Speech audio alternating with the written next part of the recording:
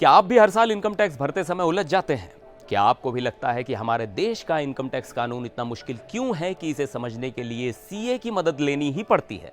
अगर हाँ, तो आपके लिए एक बहुत अच्छी और बड़ी खबर है। सरकार ने 60 साल पुराने इनकम टैक्स कानून को अलविदा कहने की तैयारी कर ली है। नमस्कार, मैं हूं सिद्धार्थ प्रकाश और आज बात उस नए इनकम टैक्स बिल की जो लोकसभा से पास हो गया है और जो आपके और मेरे टैक्स भरने के अनुभव को पूरी तरह से बदल सकता है। इस बिल का एक बड़ा मजेदार नाम है SIMPLE। जी हां, सिंपल। वित्त मंत्री निर्मला सीतारमण ने जब इस बिल को पेश किया था तो उन्होंने बताया था कि यह बिल टैक्स सिस्टम को सिंपल बनाने के सिद्धांतों पर आधारित है। चलिए जल्दी से इसका फुल फॉर्म समझ लेते हैं। S मतलब स्ट्रीमलाइन, यानी टैक्स का ढांचा और भाषा एकदम सरल। I मतलब इंटीग्रेटेड, यानी सब कुछ एक जगह जुड़ा हुआ और संक्षिप्त। M मतलब मिनिमाइज लिटिगेशन, यानी टैक्स को लेकर होने वाले लड़ाई झगड़े और केस कम से कम हो।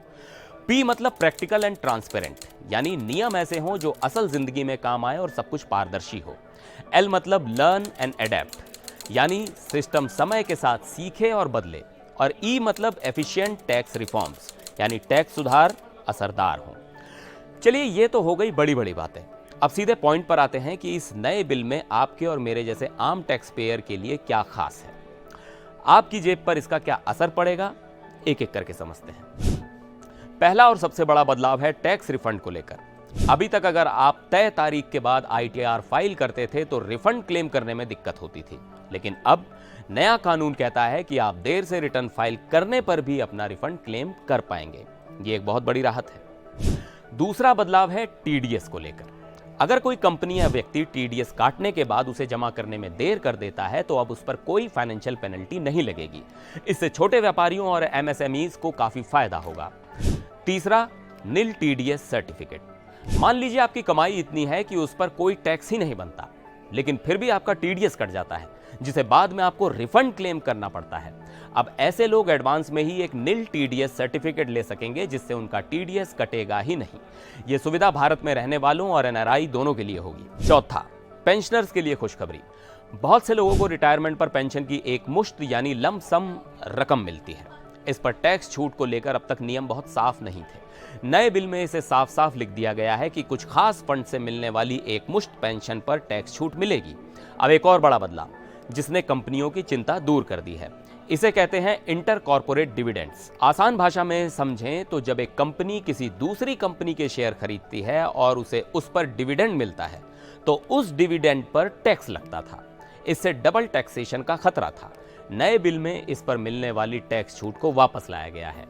इसके अलावा अगर आपके पास किराए पर देने के लिए कोई घर है तो उसके टैक्स के नियमों को भी और ज्यादा साफ और सरल बनाया गया है। एक और क्रांतिकारी बदलाव है टैक्स ईयर का कॉन्सेप्ट। अभी तक हम फाइनेंशियल ईयर यानी कमाई का साल और असेसमेंट ईयर यानी टैक्स भरने का साल में उलझे रहते थे। जैसे 2023-24 की कमाई पर टैक्स 2024-25 में भरते थे। अब इस झंझट को खत्म करके एक टैक्स ईयर लाया जाएगा। इसका मतलब है जिस साल कमाई उसी साल टैक्स का हिसाब। अब वो सवाल जो शायद आप सबके मन में सबसे पहले आया होगा, क्या मेरे टैक्स स्लैब बदल जाएंगे? क्या मुझे ज्यादा टैक्स देना होगा? तो इसका जवाब है नहीं। सरकार ने साफ किया है कि इस नए बिल में मौजूदा टैक्स स्लैब के साथ कोई छेड़छाड़ नहीं की गई है। वो जैसे थे वैसे ही रहेंगे। तो कुल मिलाकर सरकार की कोशिश है कि टैक्स के 4000 से ज्यादा संशोधनों और 5 लाख शब्दों वाले पुराने उलझे हुए कानून को एक नए, सरल और समझने लायक कानून से बदलने की। लेकिन याद रहे, ये नया कानून 1 अप्रैल 2026 से लागू करने का प्रस्ताव है। आपकी इस नए सिंपल टैक्स कानून पर क्या राय है? क्या आपको लगता है कि इसे सच में टैक्स भरना आसान हो जाएगा? हमें नीचे कमेंट्स में जरूर बताइएगा। मिलते हैं अगले वीडियो में, तब तक के लिए नमस्कार।